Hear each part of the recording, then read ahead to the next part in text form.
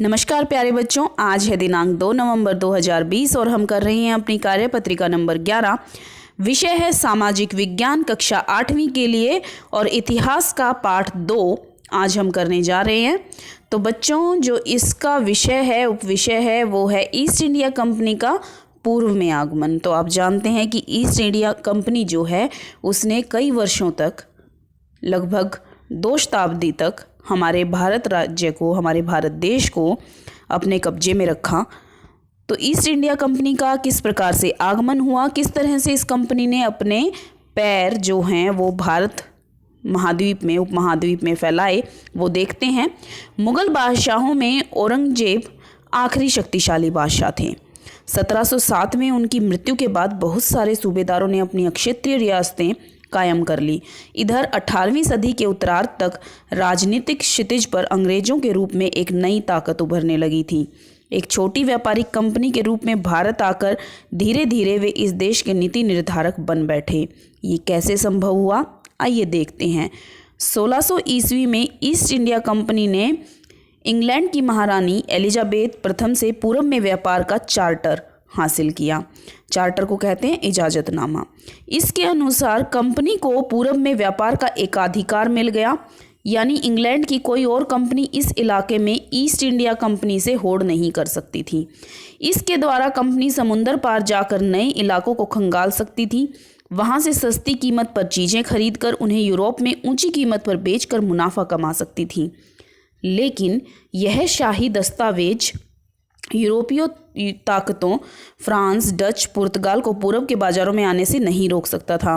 जब तक इंग्लैंड के जहाज़ अफ्रीका के केप ऑफ गुड होप का चक्कर लगाकर हिंद महासागर पार कर भारत पहुंचते, तब तक पुर्तगालियों ने गोवा में अपना ठिकाना बना लिया था।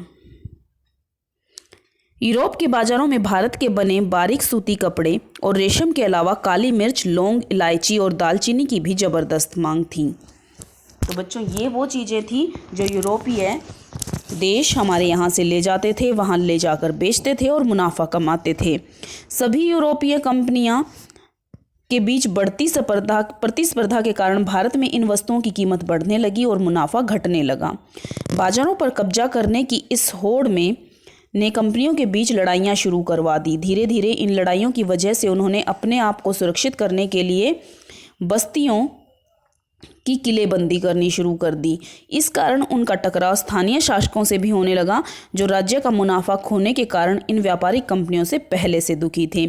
तो बच्चों, इस प्रकार से जो है हर एक राज्य में हर कंपनी ने अपने अपने पैर जमाने के लिए अलग अलग तरीके अपनाने शुरू किए, जिससे वहाँ के जो नवाब थे या जो राजा महाराजा थे वो परेशान होने लगे और उन्होंने इन कंपनियों का विरोध करना शुरू किया।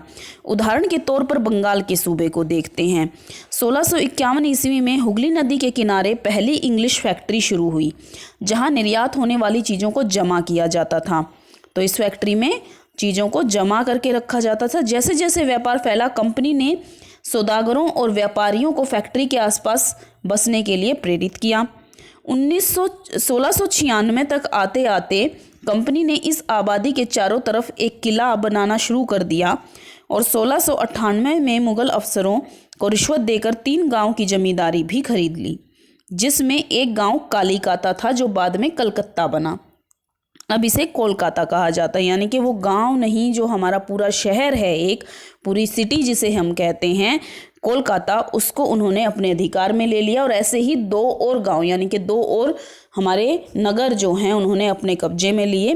कंपनी ने मुग़ल बादशाह औरंगजेब से फरमान प्राप्त कर लिया, जिसके अनुसार कंपनी बिना शुल्क चुकाए व्यापार कर सकती थी।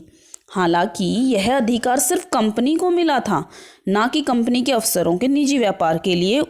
लेकिन उन्होंने भी शुल्क चुकाने से इनकार कर दिया, जिससे बंगाल में राजस्व वसूली बहुत कम हो गई।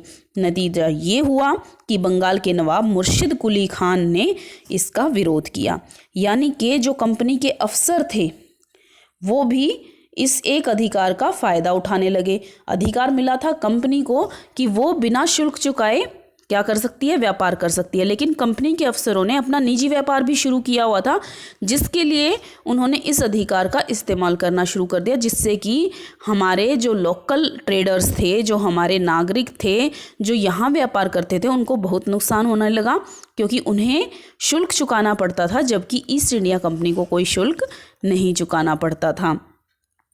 तो आइए देखते हैं हमारी वर्कशीट में हमसे किस तरह के प्रश्न पूछे गए हैं। प्रश्न नंबर 1 में आपसे पूछा गया है, ईस्ट इंडिया कंपनी को व्यापार के एकाधिकार चार्टर से क्या फ़ायदा मिला। तो बच्चों इसका जवाब जो है आपकी वर्कशीट में है। चार्टर के अनुसार कंपनी को पूरब में व्यापार करने का एकाधिकार मिल गया, यानी इंग्लैंड की कोई और कंपनी इस इलाके में ईस्ट इंडिया कंपनी से होड़ नहीं कर सकती थी। इसके द्वारा कंपनी समुंदर पार जाकर नए इलाकों को खंगाल सकती थी, वहाँ से सस्ती कीमत पर चीज़ें खरीदकर उन्हें यूरोप में ऊंची कीमत पर बेचकर मुनाफा कमा सकती थी। यानी कि ईस्ट के व्यापार पर पूरा का पूरा अधिकार ईस्ट इंडिया कंपनी का हो गया, ये उन्हें फ़ायदा मिला चार्टर से। तो बच्चों ये है आपके प्रश्न नंबर 1 का उत्तर। आइए बढ़ते हैं प्रश्न नंबर 2 की तरफ। यूरोपीय व्यापारी भारत की किन वस्तुओं को यूरोप ले जाकर बेचना चाहते थे, धीरे धीरे उनका मुनाफा कम क्यों होने लगा। तो बच्चों इसका जवाब भी आपकी वर्कशीट में छिपा हुआ है। हमने पढ़ा भी था कि किस तरह की चीज़ें जो हैं अधिकारी लेकर जाते थे, कंपनियां लेकर जाती थी यहाँ से। यूरोप के बाजार में भारत के बने बारीक सूती कपड़े और रेशम के अलावा काली मिर्च, लौंग, इलायची और दालचीनी की भी ज़बरदस्त मांग थी। लेकिन कंपनियों के बीच बढ़ती प्रतिस्पर्धा के कारण भारत में इन वस्तुओं की कीमत बढ़ने लगी और मुनाफा घटने लगा। तो इस तरह से उनका मुनाफा घट गया और उन्होंने इन चीज़ों को ले जाना बंद कर दिया। प्रश्न नंबर 3 में आपसे पूछा गया है, बंगाल के नवाब ने ईस्ट इंडिया कंपनी का विरोध करना क्यों शुरू किया। तो बच्चों इसका जवाब यहीं पर है।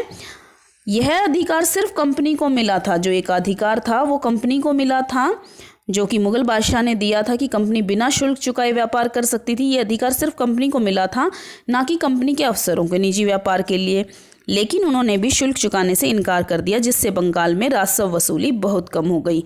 नतीजा ये हुआ कि बंगाल के नवाब मुर्शिद कुली खान ने इसका विरोध किया।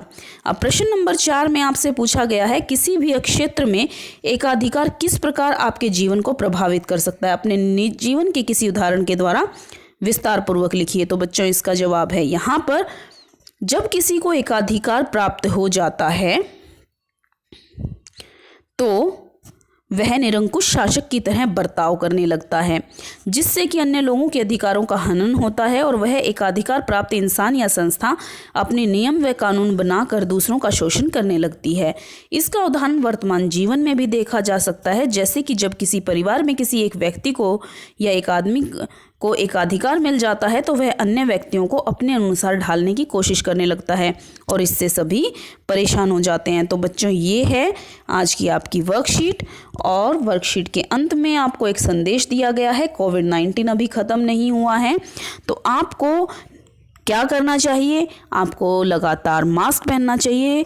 जब भी आप घर से बाहर निकलते हैं नियमित रूप से अपने हाथों को साबुन और पानी से धोना चाहिए और 2 गज की दूरी का पालन करना चाहिए। तो बच्चों ये थी आज की आपकी वर्कशीट। हम मिलेंगे नई वर्कशीट के साथ, तब तक के लिए धन्यवाद।